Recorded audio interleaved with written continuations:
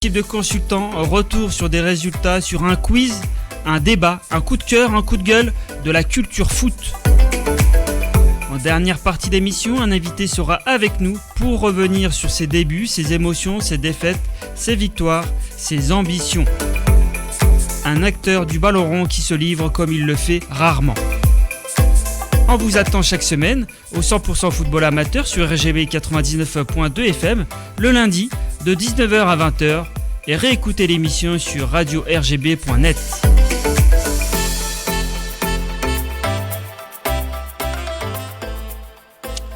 Ravi de vous retrouver en ce début de semaine. C'est déjà le 12e numéro du 100% football amateur sur RGB 99.2 FM à Cergy et nulle part ailleurs.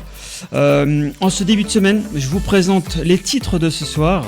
Olivier Mianet du Puy à Créteil, même méthode, autre dimension. Le Stade Malherbe de Caen, humilié en Coupe de France. Gravelaine, l'homme des projets à taille humaine. Pour m'accompagner, je vous présente ma team 2 étoiles. Commençons sur ma droite, Karim Rabia. Comment vas-tu, Karim ? Bonsoir Farid, merci pour l'invitation. Petite anecdote, c'est ce qui me fait très plaisir, j'étais en compagnie de Mehdi, avec qui j'ai eu l'occasion de jouer. Et petite anecdote, je me rappelle quand je jouais en Ligue, petite passe décisive de Karim pour Mehdi et but vainqueur. Bah ça tombe bien, merci Karim. Je lui laisse le ballon à Mehdi. Merci d'être parmi nous ce soir. Bonsoir Farid, Karim il me fait la passe finalement. Donc non, ravi d'être là, tout va bien et puis on passe un bon moment d'échange. Exactement. En tout cas, merci messieurs d'être à mes côtés ce soir. Mesdames, messieurs, voici le programme. Architecte du succès du Puy Foot, Olivier Mianet découvre à Créteil un projet où tout se joue à plus grande échelle. Même principe, mais ambition décuplée forcément. C'est notre premier invité au téléphone dans quelques instants. La magie de la Coupe de France a encore frappé lors de ce 7e tour de Coupe de France, donc samedi dernier, au stade Henri-Jeanne de Bayeux. Le club du Bessin, qui évolue en Régional 1, a été majestueux et a dominé le stade Malherbe de Caen, club de National 3-2. Coup de gueule d'un ancien Canet, Reynald Lemaître, en seconde partie d'émission. Après une belle carrière dans le football professionnel, Xavier Gravelaine retrouve à Avranches en National 2 le plaisir des projets à taille humaine où chaque décision et chaque joueur compte. C'est notre invité et interview ce soir en dernière partie d'émission. Le 100% football amateur sur RGB 99.2 FM, c'est parti, soyez les bienvenus. Le 100% football amateur, culture foot. C'est un manager reconnu dans le football amateur, notamment Puy Foot 43. D'abord directeur sportif et puis directeur général aujourd'hui à Créteil. Olivier Mianet est avec nous au téléphone. Allô ? Oui, bonsoir. Bonsoir Olivier, comment allez-vous ? Très bien, merci. Et vous ? Très pour bien. L'invitation. Merci d'avoir accepté cette invitation. Rentrons dans le vif du sujet, mais parlons peut-être quand même tout d'abord du passé, Olivier, au Puy Foot. Vous aviez bâti une structure presque nationale, artisanale, très humaine. Qu'est-ce que vous gardez de cette méthode aujourd'hui à Créteil ? Un peu toute la même méthode, sauf qu'on est sur une dimension de club différent, avec un environnement différent et puis aussi avec des ambitions différentes, avec beaucoup de choses différentes. Mais pour moi, il n'y a pas de raison de changer de schéma et je pense que ce qui fonctionne peut fonctionner un peu partout. C'est juste qu'il faut l'adapter à l'environnement et puis aussi à la vérité de territoire dans lequel on évolue. Exactement, et par rapport à ce territoire, quelles sont les différences principales entre Puy Foot et Créteil ? Déjà, c'est beaucoup plus grand, c'est la région parisienne, il y a beaucoup plus de monde. Pareil, au niveau pour créer un esprit de groupe, c'est vrai qu'au Puy, en fait, tout le monde travaillait et habitait à côté, où on se côtoyait dans la ville, se croisait dans la ville. Là, c'est vrai qu'on est sur des environnements bien plus larges et bien plus grands. Donc, c'est vrai qu'on a tendance à passer moins de temps entre nous. Donc, voilà, à nous de trouver des leviers pour pouvoir passer du temps ensemble et avoir un vrai esprit de cohésion. C'est ce qui est le plus difficile à faire sur la région parisienne. Exactement, la cohésion, c'est important. Quand vous regardez le parcours du Puy, quel était selon vous le vrai secret de cette réussite? Écoute, comme vous l'avez dit en amont, c'est un club très familial. Il y a avec des dirigeants qui sont très sereins, qui font confiance aux gens qui mettent en place, qui laissent le temps aux gens de travailler, de faire prendre les projets. Et c'est vrai que ça amène une sérénité dans le travail au quotidien qui permet à tout le monde, à tous les acteurs de pouvoir évoluer et de faire monter le projet sans avoir la guillotine sur la tête en se disant si on n'y arrive pas, on va se faire couper la tête. C'est vrai qu'il y a un contexte des dirigeants qui savent créer et surtout d'avoir un esprit très familial avec une proximité du président qui conduit le minibus, qui passe du temps avec ses joueurs, qui aime. C'est un état d'esprit très, très, très familial. Tout à fait, je me doute, et comme on s'en doute aussi dans le football, le temps c'est de l'argent. Le Puy vous a forgé quand même une réputation de bâtisseur patient. Est-ce que Créteil vous demande au contraire d'aller plus vite? Non, franchement, à Créteil, j'ai rien à. Même si les gens de l'extérieur peuvent penser que le club a été racheté par Xavier Niel et qu'il y a des obligations de résultats immédiats. Bon, effectivement, quand on voit le projet, on peut penser qu'il faut aller vite, mais non. Aujourd'hui, le mot d'ordre, c'est de mettre en place des bonnes fondations, prendre le temps de bien construire quelque chose et justement de faire évoluer et de lancer la machine. Et en fait, l'idée, c'est qu'une fois que la machine est lancée, elle s'arrête plus, quoi, en fait, voilà. Donc aujourd'hui, on est en train de créer les conditions. On part d'une feuille blanche, certes avec des ambitions et des moyens, mais par contre, ça fait pas tout. Il faut qu'on prenne aussi le temps. Il y a un historique depuis plusieurs années qui existe. Il faut aussi prendre le temps que la méthode qu'on veut mettre en place, elle puisse prendre. Et ça prend un peu de temps. Ça se fait pas en un jour. Exactement. Vous en parliez, oui, forcément, des ambitions décuplées avec l'arrivée de Monsieur Xavier Niel. Qu'est-ce qui change le plus dans votre quotidien par rapport au Puy Foot? Franchement, ce qui change, c'est qu'au Puy Foot, il n'y a pas grand-chose qui change. On s'organise de la même manière, on essaie de développer la stratégie de club de la même manière. Alors après, avec des moyens différents, mais c'est pas pour autant qu'on doit faire différemment. Il n'y a pas énormément de choses qui changent, si ce n'est que on a eu un départ sportif un peu difficile et c'est vrai que ça met un petit peu une tension au sein du club parce que les résultats, on sait bien que c'est la locomotive de tous les clubs et que quand les résultats vont, tout le reste c'est plus facile à mettre en place. Bon là voilà, on a eu un départ un peu poussif et on essaye de redresser la barre tout de suite pour justement travailler sereinement et installer le projet pour l'avenir très rapidement. Avant de laisser la parole à Mehdi et à Karim, Olivier, comme vous le dites, les résultats sportifs ont été un peu poussifs en ce début de saison. Est-ce que vous aviez plus souvent au téléphone Xavier Niel? Non, pas plus souvent qu'aujourd'hui. Non, il est resté très serein. Il n'y a pas eu plus ou moins. Il a toujours été confiant et voilà, il sait que ça va prendre du temps.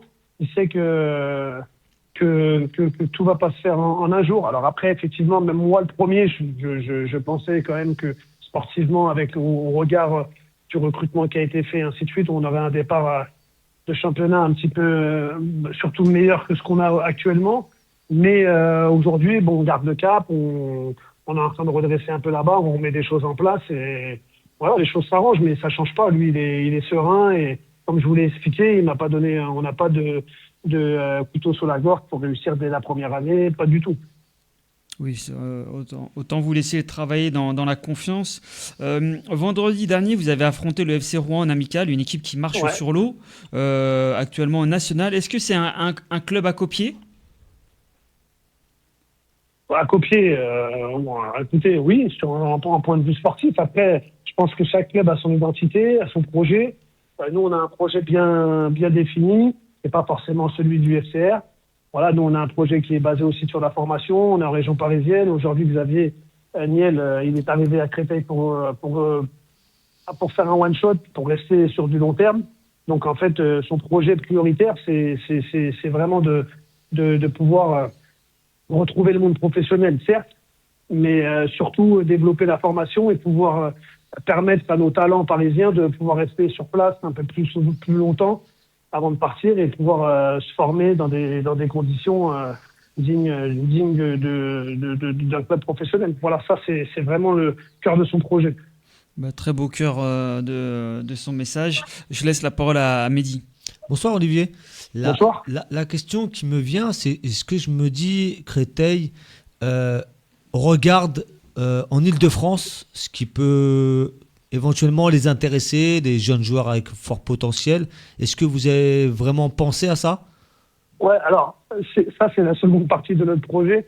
En fait, on est arrivé, ce qu'il faut reprendre l'historique, c'est qu'on est arrivé à la tête du club le 20 juin. Donc, officiellement. C'est-à-dire qu'on a pu prendre nos marques le 20 juin. Et ce qui a fonctionné au Puy, justement, avec des jeunes talents, c'est le projet que j'avais mis en place, on avait une moyenne d'âge de 22 à 23 ans au Puy, pas plus. Le plus vieux joueur, il avait 28 ans. Beaucoup de joueurs de 21, 22, 23 ans, et c'est un peu le projet que je veux mettre à Créteil, avec des jeunes parisiens, puisqu'on sait que il y a beaucoup de qualité sur la région. Le problème, c'est qu'en arrivant le 20 juin, le recrutement et tous ces types de joueurs-là s'étaient déjà engagés dans des clubs, ainsi de suite. Donc, l'idée, en fait, pour lancer le projet, c'était de prendre des joueurs d'expérience, des joueurs qui connaissaient bien le niveau, voire le niveau du dessus, pour pouvoir lancer le projet, et de manière à ce que, une fois que le projet soit lancé, dans la durée, on redescend et on reprend et on repart sur un principe de scouting qui est effectué sur la région parisienne, mais pas que, mais en tout cas en grande partie, et donner la chance à des jeunes joueurs qui jouent déjà en N3 ou en 19 ans nationaux de pouvoir intégrer le projet. Ça, c'est le projet, c'est vraiment le projet qu'on va vouloir mettre en place. On n'est pas parti avec cette stratégie-là parce qu'on arrivait tard et qu'on voulait absolument exister en N2. Alors, on n'avait pas pensé être dans le groupe du Sud non plus. On a orienté le recrutement en pensant être dans l'autre groupe. Finalement, on s'est retrouvé dans le groupe du Sud. Ça aussi, ça fait partie des choses qu'on n'avait pas anticipées. Donc voilà, maintenant on y est, donc on va relever les manches. Il n'y a pas de souci. En tout cas, le vrai projet et le cœur du projet dans l'avenir, c'est vraiment d'aller chercher des joueurs à découvrir avec du talent qu'on va emmener soit avec nous sur des niveaux supérieurs ou soit permettre à ces joueurs-là d'aller chercher des niveaux supérieurs. En fait, c'est vraiment ça le cœur du projet. C'est intéressant et c'est vrai qu'en région parisienne, il y a de quoi faire. Et auprès de cette jeunesse parisienne, je donne la parole à Karim. Bonsoir Olivier. J'ai deux petites questions parce que je suis très épicurien, il m'en faut jamais une. Donc, quels ont été les principaux défis que tu as pu rencontrer en tant que DG sur la mise en place de ta vision, aussi bien en interne et sur l'environnement, et comment tu les as surmontés ? Les a surmontés, je suis en train j'essaie de les surmonter. On n'a pas tout surmonté, ça fait 4 mois qu'on est là.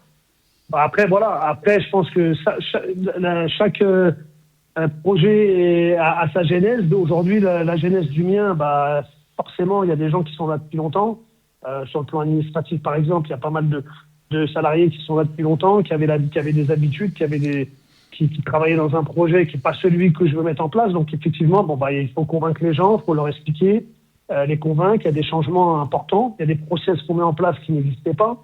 Donc, il faut que tout le monde puisse prendre aussi la mesure du projet. Ça prend du temps. On ne peut pas l'expliquer en un mois. Il faut que les gens puissent s'y sentir aussi à l'aise dedans. Voilà. Donc, il y a pas mal de choses. La première difficulté à surmonter, c'est d'expliquer son projet et d'attirer les gens dedans. Et qui sont effectivement, vous savez bien que l'humain n'aime pas trop le changement radical. Donc, quand il y a des changements, il faut prendre le temps de l'expliquer et de convaincre les gens de venir avec nous dans ce projet. Ok, merci pour ta réponse. Et deuxième petite question, comment travailles-tu avec les entraîneurs et les autres membres du staff pour créer un environnement de travail positif et performant ? Tout à fait. Moi, ça, je suis un directeur qui laisse vraiment la possibilité au staff de travailler. Moi, je suis là vraiment pour les accompagner et essayer d'améliorer leur quotidien et de leur donner les moyens de pouvoir mettre en place ce qu'ils veulent mettre en place. Après, aujourd'hui, on a un staff on a eu un changement d'entraîneur assez rapidement. Donc aujourd'hui, on a un staff avec Vincent Di Bartolomeo qui est lui, on peut dire qu'il est cristolien parce que ça fait très longtemps qu'il y est maintenant. Et après, c'est que des garçons qui nous ont rejoints cette saison. Donc, moi, je pense qu'aujourd'hui, on les laisse travailler Comme ils en ont envie, on n'est pas interventionniste du tout. Moi, je travaille beaucoup avec le coach sur la partie recrutement.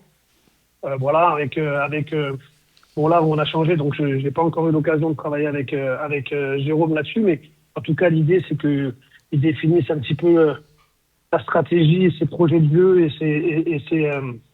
sa manière de vouloir fonctionner, de manière à pouvoir déterminer ensemble des profils qui vont rentrer dans ce que lui souhaite mettre en place. Voilà, ça c'est on travaille vraiment main dans la main et l'idée c'est qu'on soit là, les uns derrière les autres. Ça aussi c'est important, c'est la clé de la réussite. On travaille tous dans le même sens et tous les uns pour les autres.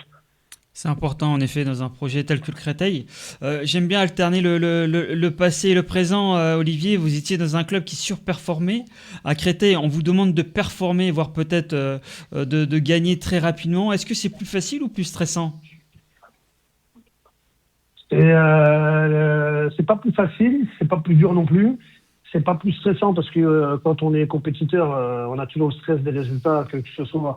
Après voilà, c'est vrai que l'attente est beaucoup plus importante autour de Créteil et c'est vrai que avec ce départ un petit peu difficile, ça a mis un peu un manque de sérénité au sein du club. Mais aujourd'hui, on va redresser la barre.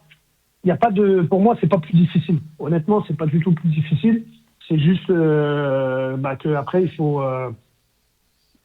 prendre le temps. Encore une fois, c'est le temps qui fait que on va pouvoir réussir à mettre le projet en place. Oui, tout à fait. Et donc, par rapport à ce que vous avez réussi au Puy Foot et ce qui vous attend, et je vous le souhaite de positif à Créteil, votre modèle, je ne sais pas si on peut appeler ça un modèle de réussite, mais votre modèle, est-ce qu'il repose sur la connaissance des hommes ou plus sur les datas ? Non, sur la connaissance des hommes. Aujourd'hui, moi, je suis pas un féru de data. Aujourd'hui, le data, il est hyper intéressant depuis qu'il est arrivé comme outil. Pouvoir gagner du temps, voilà, surtout sur la partie scouting, on gagne du temps parce que ça nous permet de cibler des choses. Mais aujourd'hui, l'important, c'est quand même les qualités humaines. Il y a beaucoup de choses qu'on voit pas sur les datas, les attitudes sur le terrain, par exemple, qui en disent long aussi sur la partie, sur la capacité aux joueurs avec les autres, sa capacité à travailler et à être avec les autres. Donc aujourd'hui, la data, c'est un vrai outil que j'utilise, qu'on peut utiliser, mais moi, je suis plus attaché aux valeurs humaines et ce qu'on voit de visu sur le terrain. Ça peut être important, en effet. Je redonne la parole à Mehdi. Moi, la dernière question, la Ligue 3 va pas tarder à arriver, c'est l'année prochaine, si je ne me trompe pas. Sur le long terme, je pense que Créteil veut y accéder.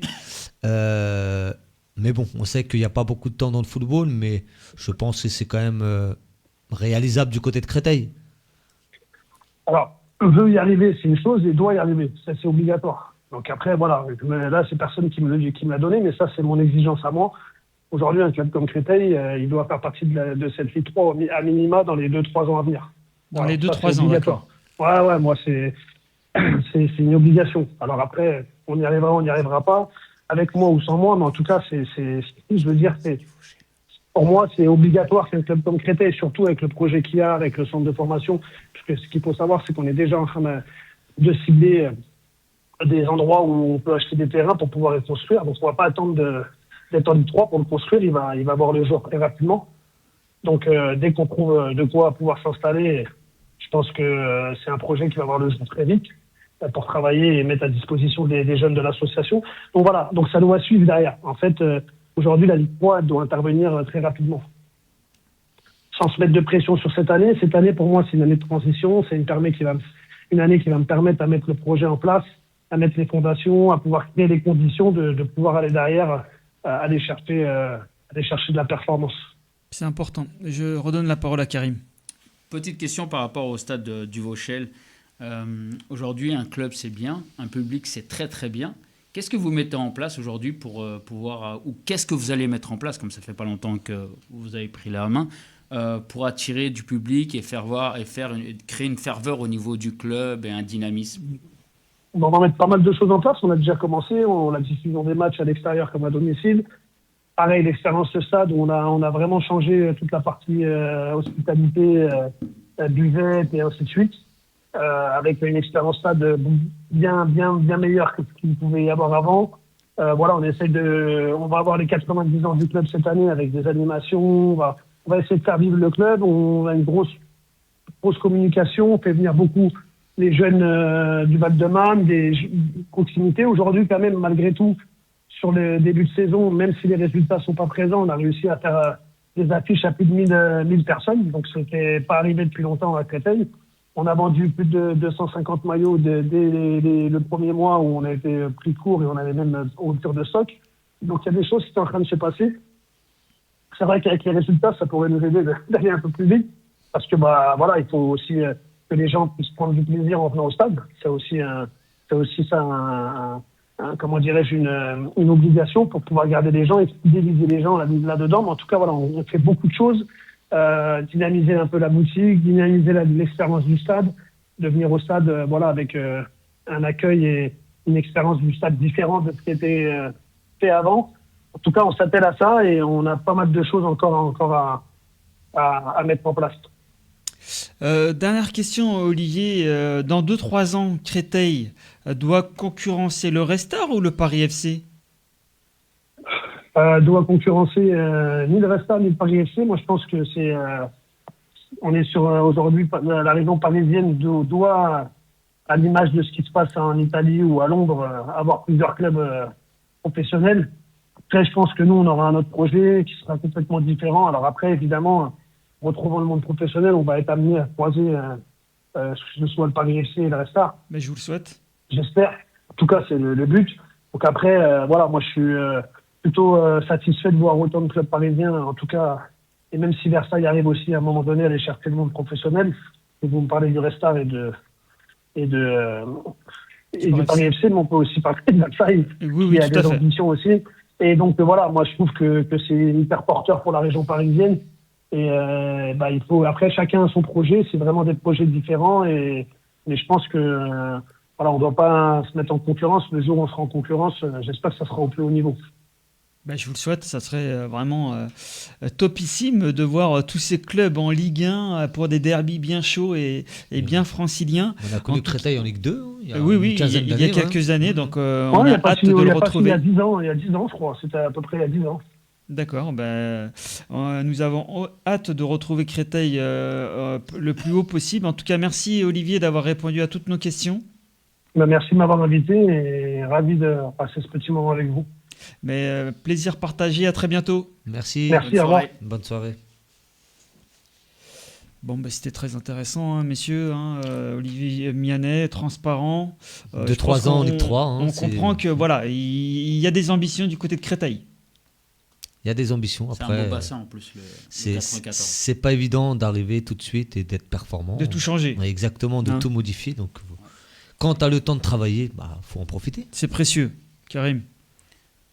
Comme a dit Mehdi, moi je pense qu'il faut aussi laisser le temps et je pense que par moment il faut savoir aussi passer un coup de balai pour amener ses propres idées, ce qu'on appelle un vide-grenier aussi, parce que changer des méthodes et des attitudes, c'est une rééducation aussi pour beaucoup. Exactement, c'est beau, moi j'aime la philosophie de Karim. On ne pouvait pas mieux terminer cette interview. Il est 19h25, vous êtes sur RGB 99.2 FM, c'est le 100% football amateur. Revenons à l'exploit du 7e tour de Coupe de France. Le 100% football amateur, coup de cœur, coup de gueule. L'exploit du FC Bayeux Régional 1 est aussi grand qu'est la désillusion du Stade Malherbe de Caen. Ce dernier sort la tête basse de cette Coupe de France qui est aussi en difficulté en championnat national. Nous avons Reynald Lemaître, ex-Canet, au téléphone pour en parler. Allô ? Allô, oui. Oui, bonsoir Reynald, comment vas-tu ? Bonsoir, ça va, très bien, merci. Merci d'être présent et d'avoir voulu un peu partager ton sentiment après cette énième désillusion du Stade Malherbe de Caen. Ouais. Oui. Non, quel est le sentiment qui prédomine ce soir ? Forcément une déception. Quand on avait déjà vu la descente l'année dernière, donc c'est vrai que moi c'est mon club de cœur, donc forcément j'ai vécu tellement de bons moments aussi bien en Ligue 2 et beaucoup en Ligue 1, que quand on les voit descendre en national, ça fait quand même mal au cœur. Et là, de voir qu'ils sont en difficulté en national, donc forcément, c'est pas très plaisant. Mais on voit que dans ces difficultés, malgré tout, même en Coupe de France, on voit que ça c'est compliqué également et qu'ils ont perdu contre cette belle équipe de Bayeux, de ce que j'ai compris. Donc forcément, c'est une situation assez critique au sein du club. Oui, tout à fait. Bon, je le rappelle pour nos auditeurs et auditrices, le Stade Malherbe de Caen menait 1-0. Après, les locaux ont pris rapidement l'avantage pour mener 3-1 et Stade Malherbe de Caen a inscrit un deuxième but, mais c'était pas suffisant. Reynald, t'as dû en connaître des matchs de Coupe de France où face à une équipe amateur. Après cette gifle pour le Stade Malherbe de Caen, est-ce que les joueurs ont pris de haut les amateurs de Bayeux? Alors, encore une fois, je pense pas qu'ils les ont pris de haut. La Coupe de France, c'est toujours quand même une saveur assez particulière.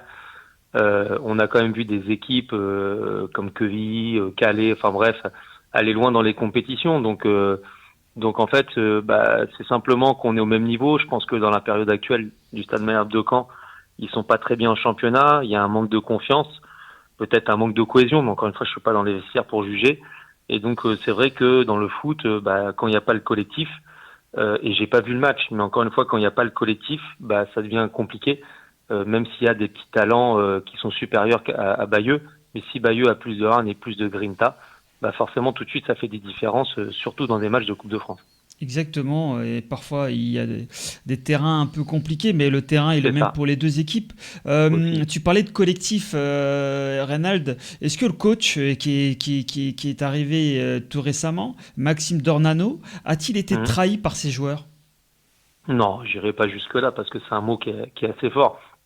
En fait, il faut comprendre que quand même dans la situation du club, il y a eu quand même énormément de changements en peu de temps, sachant que quand même ça reste un club, pour le connaître énormément, c'est un club familial. Je sais que les supporters, ils sont attachés au club. Encore aujourd'hui? Et encore aujourd'hui, bien sûr, parce que c'est des personnes qui crient, forcément parce qu'ils adorent le club, ils n'ont pas oublié le club, c'est simplement que c'est dans une situation critique. Donc j'imagine bien que quand les résultats ils vont être là. De toute façon, on l'a vu. J'ai vu que le stade d'Ornano qui était pratiquement plein en national. Bon, ça montre un petit peu l'engouement qu'il y a derrière et qu'il y a des supporters. Donc ça, c'est le côté sympa. Mais après, les supporters aussi, ils aiment. Ce qu'ils ont aimé aussi, c'est qu'on a ce côté familial à l'époque. Et je pense que quand il y a eu beaucoup de changements, forcément, ça a fait un peu l'effet inverse. Et les supporters ne se représentent plus trop dans le club, surtout qu'en plus, il y a des mauvais résultats. C'est pour ça qu'ils sont encore une fois en train de crier. Mais après, j'ai pas envie de dire que le coach a été trahi par ses joueurs ou autres. Je pense que les joueurs ils sont à 100%, même à 120%. Sauf que quand on n'a pas la confiance, quand on n'arrive pas à créer quelque chose dans le collectif, on le paye cash et on le voit dans le championnat, ils sont pas super et ça se reconfirme forcément sur un match de Coupe de France. Oui, tout à fait. Je laisse la parole à Mehdi. Bonsoir Reynald. Bonsoir Mehdi. Vu la situation, est-ce que les anciens du club ont été contactés pour venir déjà à la rencontre des joueurs, éventuellement des supporters, pour essayer de les rassurer, d'aller dans le sens du nouveau projet? Non, en tout cas pour ma part non, mais je pense que pour d'autres non plus. Pour le coup, moi je pense que voilà, il y a forcément eu l'acquisition du Stade Malherbe de Caen, il y a eu des nouveaux repreneurs, on sait avec Mbappé, il y a eu plein de changements mis à l'intérieur. Donc en fait, je pense qu'ils voulaient aller sur une nouvelle ère, sur autre chose. Peut-être que ça s'est fait un petit peu rapidement pour le coup. Donc quand il y a des changements aussi rapides que ça devient compliqué et on voit que forcément ça n'a pas fonctionné aujourd'hui, forcément dans le management et ce qui a pu se passer. Mais c'est vrai que je pense que des anciens qui connaissent le club, qui connaissent un petit peu le club, le Stade Malherbe, je pense que ils pourraient faire du bien, aussi bien pour les supporters que pour le club, pour essayer de redresser la barre. En tout cas, ça c'est mon avis. Mais après, je sais pas dans quelle position ils vont aller. En effet, je laisse aussi la parole à Karim. Bonsoir Reynald. Alors, Bonsoir. je vais malheureusement remuer un petit peu le couteau dans la plaie parce que c'est ton club de cœur. Je sais que tu es arrivé là-bas au centre de formation, que tu as fait ton évolution et tu as le bonjour de Jimmy Hébert. Oh, tu Voilà. nous retourneras le bonjour aussi. Voilà. Donc, je sais que par ta mentalité, tout ça, tu as fait un super parcours à Caen. Mais moi, aujourd'hui, on dit que la Coupe de France offre de très beaux résultats et que le petit poussé peut bousculer un petit peu la hiérarchie. Bien sûr. Mais des fois, j'ai du mal quand même avec ça quand je vois un club de R1 et qu'aujourd'hui, les clubs s'entraînent très bien, ils sont très bien structurés, tout ça. Mais je vois un club de N1 et je me dis, est-ce qu'à par moment, des fois, comme on dit, quand tu respectes pas le football ne te respecte pas. Et c'est comme en cuisine, quand on met les bons ingrédients, on fait un bon gâteau. Et quand on met les mauvais ingrédients, ben, le gâteau, il est infâme. Est-ce que tu penses qu'aujourd'hui, quand, comme d'autres clubs qui sont hiérarchiquement supérieurs, ne mettent pas les bons ingrédients pour à la finale avoir un bon gâteau? Bah, bien sûr, c'est obligatoire. Après, moi, j'ai déjà fait des matchs de Coupe de France. Alors, c'est arrivé très peu de fois, mais c'est quand même arrivé où on a perdu aussi également contre, je crois que c'était une équipe à l'époque, on appelait ça la CFA. Donc, forcément, on était dans un contexte où on les rencontrait pas forcément au bon moment. Forcément, on joue à l'extérieur sur un terrain quand même. Quand le terrain, quand même, il est un peu cabossé, c'est quand même plus favorable pour l'équipe adverse que pour l'équipe professionnelle, parce qu'au niveau du jeu, c'est plus compliqué à dérouler son collectif, etc. En fait, il n'y a pas d'excuse. Moi, je pars du principe que quand on a la niaque, etc., ça compense beaucoup de choses. Mais il arrive que des fois, dans les saisons, on prenne les matchs au mauvais moment, et puis il arrive que le petit poussé se laisse un petit peu pousser des ailes pour le coup. Et puis, forcément, sur un fait de match, il y a le 1-1, comme le Stade Malherbe de Caen, ça revient à 1-1, ça fait 2-1, et puis tout de suite, le match s'inverse, et puis ça devient tout autre en fait. Donc, c'est pas qu'on respecte pas l'adversaire, parce que ça nous est déjà tous arrivé de perdre contre une équipe plus faible. C'est que, tout simplement, comme tu l'as dit, on n'a pas mis les bons ingrédients au bon moment, c'était pas le bon instant, mais c'est pas forcément un non-respect de l'adversaire pour moi. C'est que simplement, sur un match, il peut tout arriver. Et c'est ce qui fait le charme aussi de la compétition. C'est pour ça que c'est une compétition qui reste et qu'il faut conserver. Parce que sur un match, malgré tout, même les différences, il peut encore une fois tout arriver. Oui, non, mais on partage complètement ton avis, hein, Reynald, mais tu seras d'accord également que les mauvais ingrédients se répètent un peu souvent, beaucoup souvent cette saison.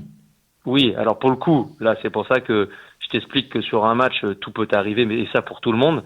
Après, la particularité aujourd'hui de cette saison pour le Stade Malherbe de Caen, c'est que c'est vrai qu'ils sont en difficulté en national, où là, ils devraient normalement, par leur statut, surperformer et jouer le premier rôle. Donc on voit bien que la mayonnaise ne prend pas dans le collectif. Après, encore une fois, je suis pas non plus à 100% et assez pour juger de tout ce qui s'est passé dans le recrutement, etc. Mais je sais que c'est compliqué quand il y a eu énormément de changements pour un nouveau coach quand il arrive de pouvoir créer une mayonnaise. Et puis la bonne mayonnaise, j'ai envie de dire, et créer aussi une équipe soudée. Donc des fois, ça met un petit peu de temps. Mais c'est vrai que je comprends la déception des supporters, je comprends la déception dans le club, et je comprends que le fait d'essuyer des revers, même en Coupe de France, ça mène pas forcément du positif pour la saison. Ça fait un peu plus peur que de se dire qu'on va jouer les premiers rôles, quoi. Exactement. En tout cas, on va rester positif. Il le faut, oui. Comme toi, Reynald. En tout cas, c'est important de retrouver un Stade Malherbe de Caen au plus vite, tout en haut de la pyramide. En tout cas, merci d'être passé nous voir au 100% football amateur, Reynald. Avec grand plaisir. À très bientôt. Merci. À très bientôt. Bonne soirée. C'est gentil, merci. Bonne soirée. Au Bonne revoir. soirée. Bon ben voilà, on a pris la direction de la Normandie. D'ailleurs, dans quelques instants, on y restera du côté d'Avranches. Mais c'était important d'avoir un peu l'avis, le coup de gueule de Reynald Lemaître, passé au Stade Malherbe de Caen quelques années. Et je sais qu'il y a des bons souvenirs, et il a laissé des bons souvenirs. Il est 19h, bientôt 36, toujours en compagnie de Mehdi et de Karim. On prend donc la direction d'Avranches. Le 100% football amateur, l'interview. Il boucle la boucle dans le monde amateur pour le plus grand plaisir et le bonheur d'Avranches, club de National 2. Nous avons le plaisir de recevoir au téléphone Xavier Gravelaine. Allô ? Oui, bonsoir. Bonsoir à tous. Bonsoir, Xavier, merci. Excusez-moi si je parle un peu du nez, je suis un peu enrhumé. Pas de souci. On a reconnu votre voix, vous inquiétez Oui, pas. on vous a reconnu, Excusez-moi. Xavier. Et merci d'avoir accepté cette invitation. Avec grand Xavier, plaisir. qu'est-ce qui vous a attiré à Avranches, donc club de National 2, après avoir dirigé les structures beaucoup plus installées dans le monde professionnel? Tout simplement parce que, vous savez, quand on commence à l'âge de 6 ans et demi, ou 7 ans à l'école de foot, vous commencez par le monde amateur, vous avez eu la chance de faire le rêve de tout gamin, d'en faire une profession. Et puis, quand le monde du professionnel se referme, et puis j'ai la chance avec la famille Fortin et M. Jean-François Fortin, avec qui on travaillait avant de partir en 2014-2018, ce qu'on a construit au Stade Malherbe. Quand je me suis reposé, il m'a dit on repart pour le monde amateur. Et puis j'ai trouvé que la boucle était magnifique de partir d'une petite école de foot avec tout ce que j'ai connu, la télé, tous les clubs, mon métier, footballeur, dirigeant, et puis la télé, tout ce que j'ai commenté. J'ai eu beaucoup de chance dans la vie. Et puis je crois que pour moi, la fin de la boucle, c'est de revenir par le monde amateur et amener tout ce que je peux amener avec mes compétences et puis mon réseau à aider le monde de foot amateur. Donc je le ferai jusqu'à la fin, et c'est pour ça qu'Avranches est un club formidable, comme plein d'autres clubs, et comme le monde amateur était en grande difficulté avec l'évolution du football, je trouve que c'est j'ai envie de finir comme ça, puis j'aurai fini la boucle, et puis comme un saltimbanque, je laisserai la place à quelqu'un qui reprendra tout le monde, c'est cyclique. Voilà. Exactement, vous avez encore le temps, Xavier. Vous avez souvent dit aimer les projets humains. Concrètement, qu'est-ce que cela signifie dans un club comme Avranches? Vous savez, Gilbert Guérin, qui a eu 30 ans de présidence, qui a tout construit de A à Z avec des bénévoles formidables, qui a emmené son club jusqu'à la nationale avec peu de moyens pendant 10 ans national. Avant, bien effectivement, tout ce que tu as pu transformer. J'aime le côté humain, et même moi dans toute ma carrière, parce que j'ai beaucoup fait de clubs en tant que joueur, j'ai souvent succombé au discours humain, quand on me disait que j'allais pas être titulaire, j'allais pas jouer, j'allais pas ceci. J'ai préféré redescendre et partir sur des projets humains en rencontrant des personnes.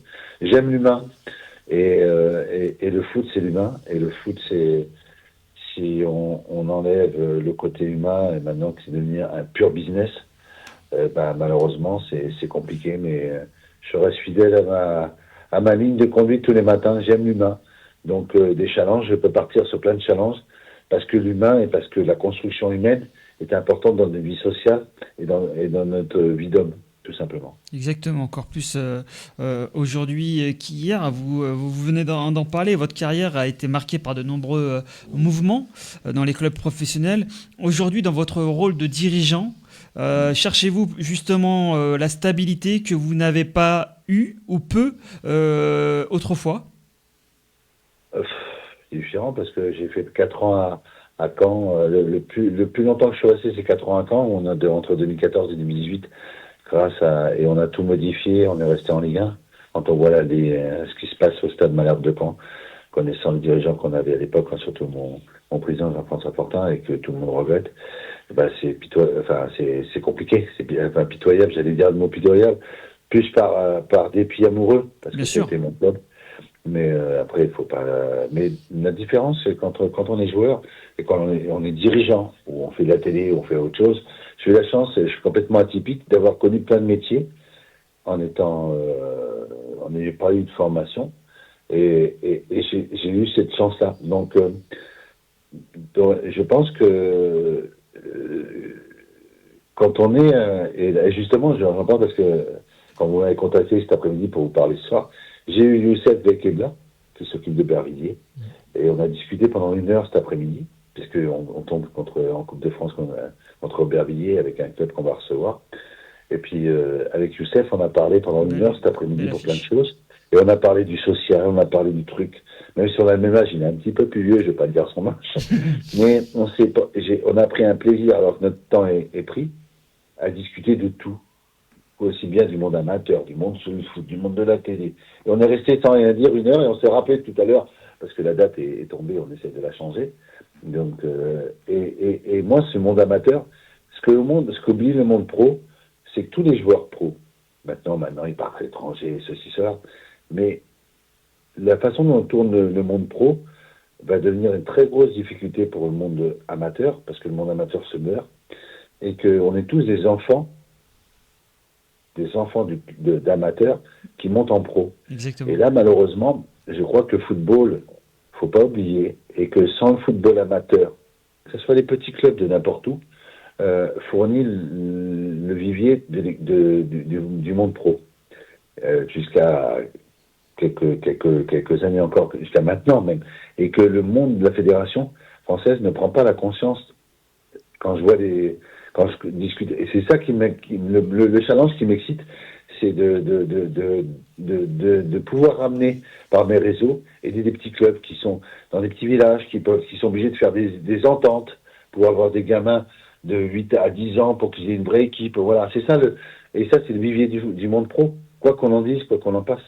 Et je veux finir par ça, parce que comme ça j'aurais fait ma boucle, et après voilà, on aura fait ça. Mais en tout cas, j'ai pris beaucoup de plaisir cet après-midi à parler avec Youssef Belkebla, la belle famille Belkebla, qui fait beaucoup pour le social à Aubervilliers, et qu'on rencontre en Coupe de France, et voilà. Donc, de temps en temps, ça rafraîchit par rapport au monde du business professionnel. Voilà. Exactement.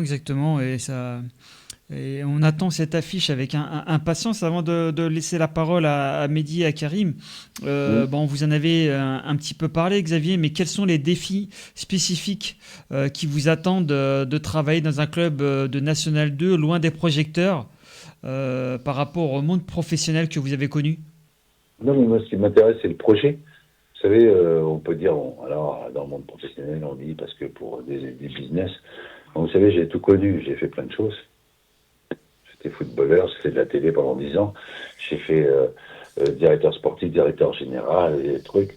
Et les projets, c'est pas ça, c'est que Gilbert Guérin a laissé un club d'Avranches formidable, avec des 17 nats, des 19 nationaux, quand je dis nats nationaux, que tout le monde sait, une R1, une R2, enfin, voilà. Donc, malheureusement, le monde économique est très dur, parce que nous, on est au bout de la Normandie, pas loin qu'elle est de la Bretagne, et ce qui a été fait par les bénévoles, tout ça. Donc, je veux faire vivre ce truc-là. On a 510 licenciés.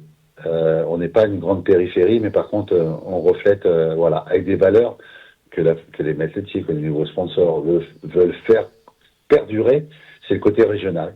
Voilà. Donc, le plus dur, c'est de rester dans toutes les catégories. Mais moi, ce qui m'intéresse, c'est pas flamber, mais mettre en valeur pour le district, pour la Manche, pour la Ligue, c'est mettre en valeur nos petits clubs, parce que je reste persuadé qu'il y a des belles choses à faire. En tout cas, c'est la seule flamme qui m'intéresse, avant que je prenne ma retraite, et j'ai le temps, mais je me battrai jusqu'au bout, parce que ceux qui comprennent pas, qui ont des millions, on est dans un monde, effectivement, qui peut être intéressant, je parle au niveau professionnel et même ultra professionnel, je crois qu'ils ont juste oublié d'une chose, c'est qu'il faut aussi récompenser et penser aux petits clubs, que ce soit dans toutes les régions, dans toutes les, que ce soit des grandes villes ou le football appartient à tout le monde. Le football, c'est universel, et qu'on peut dire ce qu'on veut, mais le football se fera pas avec 40 clubs. Non, mais exactement. En tout cas, nous, à travers le 100% football amateur, toutes les semaines, on essaye de faire passer ce message. Exactement. Je laisse la parole à Karim. Bonsoir Xavier. Voilà. Bonsoir Karim. Petite question. Tu as été impliqué dans plusieurs projets de formation et développement dans le football. Et comme tu l'as si bien dit, tu as commencé en école de foot dans le milieu amateur, tu as été en monde professionnel, tu reviens dans le milieu amateur. Aujourd'hui, on voit que dans le milieu amateur, surtout dans le foot animation, après le foot à 11 c'est autre chose, dans le foot animation, il est gangréné par les résultats, les obligations de résultats. Et aujourd'hui, il y a beaucoup de déviance au niveau du foot animation. Toi, par expérience du monde amateur, professionnel, si tu avais une baguette magique ou si tu avais les mains pour pouvoir changer des choses, qu'est-ce que tu ferais? J'enlèverais tout ce qui est... c'est difficile à dire. J'aimerais bien mais même dans le monde entier, je voudrais que le monde soit en paix, qu'on vive bien, tous, quel que soit ce qui se passe, qu'on soit tous heureux et qu'on profite d'une belle terre comme on a. Mais ce que je voudrais dire, c'est que à un moment donné, on peut pas avoir il faut une volonté globale, politique, qui fait qu'on peut imposer certaines règles à n'importe qui, au foot business. Et que le foot business européen, ou même mondial, ne peut pas nous imposer. On a le même cas de figure chez nos petits clubs qu'on peut avoir dans d'autres pays, n'importe quoi, sur le Pérou, n'importe quoi. Ce qui réunit tout le monde, c'est le sport. Vous pouvez faire tout ce que vous voulez. Le sport, pour nos gamins, moi qui ai vécu en Angleterre, j'étais agréablement surpris parce que à l'époque où j'ai joué, le peu de temps que j'ai joué en Angleterre, le sport est vecteur de communication, est vecteur de plein d'émotions.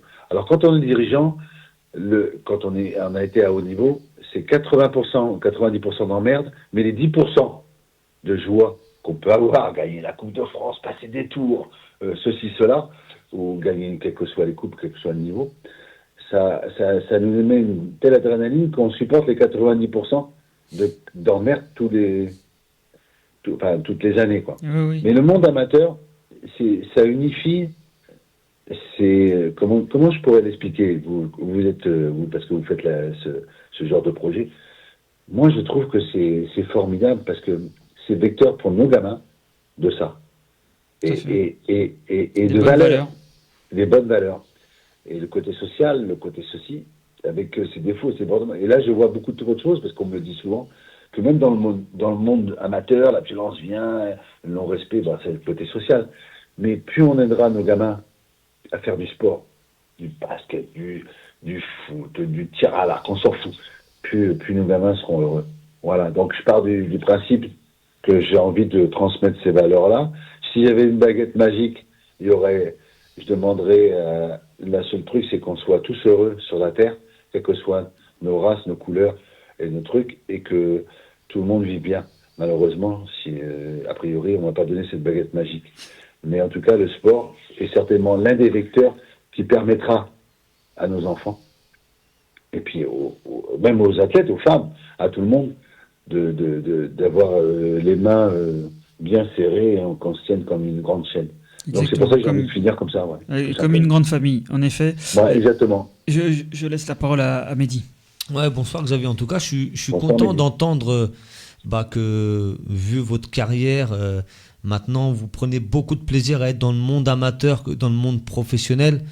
Et franchement, je vous souhaite une bonne fin de carrière Merci, c'est gentil. Et que continuez le plus longtemps possible en tout cas, parce qu'on a besoin de personnes comme vous qui s'investissent malgré leur carrière, malgré leur CV.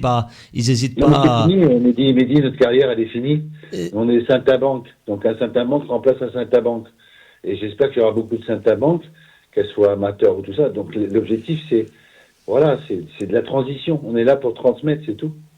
Bien sûr, mais justement, est-ce que de votre côté, quand vous faites le tour des terrains, certainement voir des matchs de jeunes en école de foot comme sur le foot à 11, est-ce qu'il y a des choses qui vous choquent et qui vous dites, comme il y a quelques minutes, c'est pas football ce que sort l'éducateur, tellement dans la gagne que il en oublie l'essentiel. Est-ce que vous avez un peu vécu ça lorsque vous regardez les matchs de votre côté?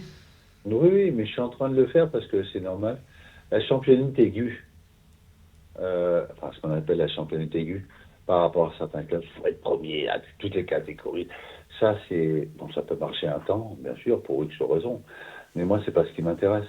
C'est-à-dire que l'épanouissement d'un truc. Et vous voyez, parce que j'ai regardé 2-3 matchs de Coupe de France, sur ce tour-là, qu'on soit truc. Et surtout Bordeaux, là, parce que Agen, à côté d'Agen, et dans le Lot, ils étaient tous ensemble, et c'est le club qui a joué contre Bordeaux, je connais pas les initiales, quoi, voilà, et c'était super parce que ils sont tous gamins, ils ont les 3/4, sur les 26 du groupe, il y en a 22 qui étaient dans le Lot, mais parce c'est quasiment de l'école de foot, vous savez, un truc comme ça. Donc, je trouve ça formidable, mais ce qui m'inquiète le plus, c'est l'attitude des parents. Ouais. Tout à fait. Et je fais le tour, et je vois que c'est dur qu'elle était un arbitre. Imaginez qu'un gamin de 15 ans qui veut être arbitre pour X raison, qu'un gamin qui est un dirigeant, là, c'est l'attitude des parents qui me fait peur. Donc moi, quand j'ai truc, plusieurs fois, je les écoute parce que mon fils a joué au football jusqu'à un certain niveau. Et même moi qui étais connu à l'époque où j'étais joueur, j'allais voir mon fils, je me mettais dans mon coin et jamais j'ai crié un truc comme on peut être supporté. Mais je trouve que l'attitude des parents vis-à-vis de plein de choses, de la championne aiguë, du stress qu'ils donnent parce qu'ils veulent tous, comme Madame Mbappé ou comme Madame Rabiot, qui sont on aime nos enfants, hein, on veut tous qu'ils réussissent, mais je trouve que ça, c'est ce qui me surprend le plus, et surtout à plus bas âge. On peut être fan de son fils, on peut être fan, on veut tous que nos enfants soient, maintenant, quand j'ai cité les deux noms, c'est parce qu'ils maintenant ils sont agents et je vais pas les critiquer, et qu'ils ont un truc, mais je trouve que les parents ont pris une importance sur l'adolescence, sur les gamins, hein, mais même avant adolescent. Hein. On peut être fan de son fils, on peut être fan de ceci, mais il y a des règles à respecter. Et la meilleure chose, au mieux de s'embrouiller avec les parents ou la partie adverse, on ferait mieux de se retenir et de vivre ensemble. Vous voyez ce que je veux dire? Quel que soit si l'arbitre s'est trompé parce qu'il a 15 ans, quand il a arbitre des gamins de 7-8 ans qui s'est trompé, on se trompe tous. Hein. Moi, le premier, quand j'ai des décisions à prendre comme vous dans votre vie, où on se trompe tous, le tout, c'est que, waouh, à un moment donné, waouh. Et que les gamins, qu'est-ce qu'ils voient? Quand les parents, ils voient, j'ai un exemple qui m'a énormément secoué. C'est un ami qui a un très gros tournoi de 9 ans et 10 ans dans une périphérie d'une grande ville où j'étais parrain parce que, voilà, j'avais envie d'être parrain parce que par rapport à plein de choses. Et pour la première fois en 17 ans, cet été, avant l'été, il a été obligé d'exclure 2 équipes. Que je ne citerai pas, parce que j'ai pas envie de... comme ça. Parce qu'il y a eu une embrouille entre les entraîneurs et les parents, et les gamins avaient 9 ans. Est-ce que vous imaginez? C'est un tournoi qui, quand même, où il y a des équipes de professionnels, et même de l'étranger. Exclure 2 équipes pour une embrouille, et il m'a dit, c'est la première fois que je vois ça en 17 ans. Il était à 2 doigts, parce que c'est quelqu'un de bien, de me dire, j'ai envie d'arrêter de passer la main. Vous voyez ce que je veux dire? Ça c'est inadmissible. Mais c'est inadmissible pour nos enfants et pour le truc, pour le football. Et donc, on doit, et moi je rends hommage aux éducateurs et même aux arbitres. Même, j'étais le premier quand j'étais joueur professionnel à secouer les arbitres. Moi, ce qui m'intéresse, c'est ça. Le reste ne m'intéresse pas. La championne aiguë ne m'intéresse plus. Et si on est dans... Alors, bien sûr, tout le monde, pour X raisons, peut le faire, mais moi, c'est pas ce qui m'intéresse. Et le club de la branche m'intéresse pour ça, parce que les valeurs, et c'est pour ça que je suis sur Manche, je finirai à Branche ou dans la Manche et dans la Normandie, et parce que ces valeurs qui ont été mises par Gilles Berguerin, ce grand bonhomme qui a créé tout un truc, voilà, donc j'ai envie de les transmettre jusqu'à temps que quelqu'un prenne le reste. Mais moi, c'est ça qui me fait le plus peur. Je sais pas si vous le ressentez, vous, mais en tout cas, cette notion de parents qui mettent une certaine de pression sur les éducateurs et sur leur... complètement. Et sur leurs on enfants. vous rejoint à 100% on là-dessus. partage complètement votre avis, voilà. Xavier, en on plateau. On a tous des enfants, hein, mais mon enfant, voilà, donc c'est parfait. C'est pour ça que c'est ça qui m'embête le plus. On comprend. Pour conclure, peut-être Xavier, parce que le temps passe vite. Bon, vous en avez parlé, mais est-ce que vous avez peur de la suite du foot amateur? Il y a moins de moyens. La Fédération française de football ne regarde pas comme il faudrait le foot amateur. Est-ce qu'il faut craindre la faillite du football amateur selon vous? Non, parce que le football, faut pas tout mettre sur la Fédé, il faut aussi mettre sur la Ligue, faut mettre les clubs professionnels. Ils veulent, la façon où c'est parti, qu'on n'arrive pas à vendre je parle au niveau professionnel, hein, je parle là-haut, que ça a été surévalué, mais la fédération fait ce qu'elle a à faire. Moi, ce que je vois, c'est que ce qui est inadmissible, parce que avec des contraintes informatiques, des contraintes, de plein de choses, je crois qu'à un moment donné, il faut aussi relâcher des choses, et que les districts, les ligues, trop de règlements tuent le règlement. Vous voyez ce que je veux dire? Complètement. Une tablette, quand je vois, faut une tablette, faut ceci. Alors peut-être que je suis pas moderne, mais à un moment donné, je pense que les règles doivent être respectés. Ça, c'est pour tout le monde, pour tout le temps. Mais à un moment donné, je crois que faut pas tout rejeter sur la fédération. La fédération a fait ce qu'elle peut. Il y a aussi du bien et du mauvais. Faut pas le reconnaître. Mais ce qui est difficile, c'est de dire qu'on voit dans des petits villages où moi j'ai un petit village à côté de chez moi, ils ont un terrain, c'est super, de temps en temps je rigole avec les gamins, je vais voir parce que mon paysagiste c'est un copain, donc il fait entraîneur, dirigeant, il fait tout quoi. Donc il sponsorise. Et puis de temps en temps il me dit viens, un truc comme ça, comme j'ai besoin d'un truc, on y va. Mais quand je vois les gamins, même partout, l'essentiel c'est je veux dire, comment je pourrais dire ça? Il faut quand même surveiller la fédération. Que quoi qu'ils en disent, l'évolution, elle existe. On doit évoluer, bien sûr. Mais je crois que on peut pas mettre des diplômes partout. On peut pas mettre, imposer des règles partout, parce qu'il y a des petits clubs qui ne peuvent pas se permettre. On voudrait tous avoir un diplômé pour ceci, un diplômé pour cela, et que ça évolue dans notre club. Mais à force de faire des trucs où on nous impose des règles strictes, les petits clubs, ils peuvent pas. Mais on serait le premier à embaucher quelqu'un, un petit secrétaire qui fait tout et qui au col paye ceci, sans qu'il ait de diplôme. On serait tous comme ça. Mais moi, quand je vois des ententes de petits clubs, parce que je peux pas survivre, j'ai pas assez de sponsors, je vais faire une entente avec le village d'à côté pour qu'on garde notre équipe de U9 ou U11. Ça, c'est pas possible. C'est vrai. Ça, c'est pas possible. Alors, dans les grandes villes, effectivement, vous avez à Paris, vous avez plein de trucs. J'en parlais avec Youssef cet après-midi, là. Et puis on parlait de plein de choses, il me dit il y a ça, parce que... Et c'est là que j'ai pris un plaisir, alors qu'on n'avait pas le temps. On parlait de business pour notre match, de business, d'organisation. Et puis on est resté 1 heure, mais on a parlé de tout. On a parlé de trucs, mais on a parlé de toi, comme tu trucs. Et c'est ça le partage. Dans les grandes villes, c'est comme ça. C'est compliqué dans les grandes villes comme à Paris, à Marseille, à Lyon, dans n'importe quel truc. Mais dans les petits clubs, et il ne faut pas oublier que la campagne, je veux dire... dans un truc, c'est ça qui fait vivre le club. Et c'est ça qui fait beaucoup de gens. Dans les villages, une buvette, ça fait vivre un club. Tout à fait, Xavier. Je vais devoir vous couper parce que... Ah oui, parce que je suis trop bavard. Mais non, pas du tout. C'était vraiment un plaisir et j'espère qu'on aura le plaisir de vous inviter de nouveau avec plaisir. Au téléphone. Le temps est passé vite. On parle de choses joyeuses. Là, on a un peu voilà. Ah oui, mais complètement. Mais c'est important de toute façon. Il faut parler de tous ces sujets.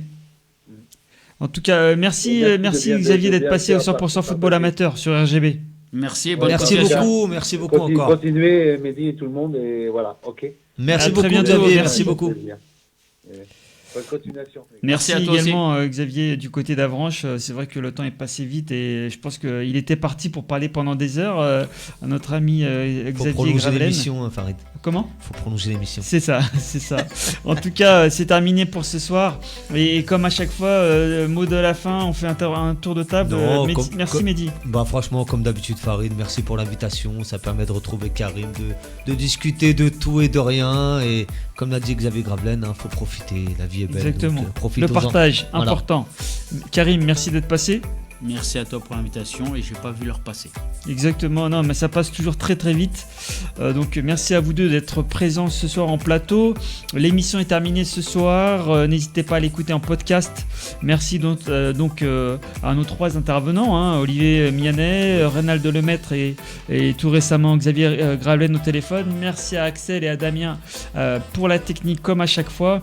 Pour ma part, je vous donne rendez-vous la semaine prochaine. D'ici là, prenez soin de vous et de vos proches et n'oubliez pas, le football ce n'est que du plaisir. Ciao.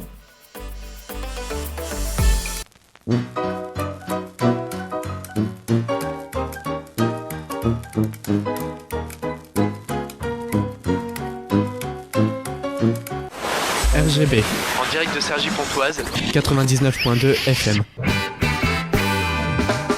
Je vis dans un monde de son, dans un bel univers où l'on parle la chanson, où l'harmonie est dans l'air. Je vis dans un monde de son, dans un drôle d'univers où l'on parle la chanson, où l'harmonie est dans l'air. RGB locale, 99.2.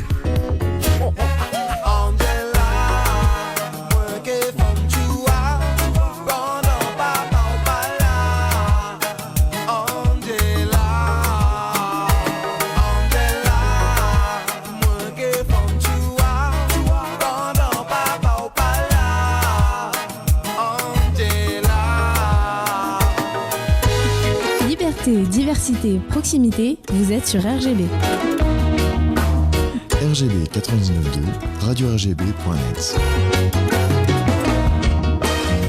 Dans une rue de Paname, errant au bord de l'eau, je fumais mon Amsterdam pour finir au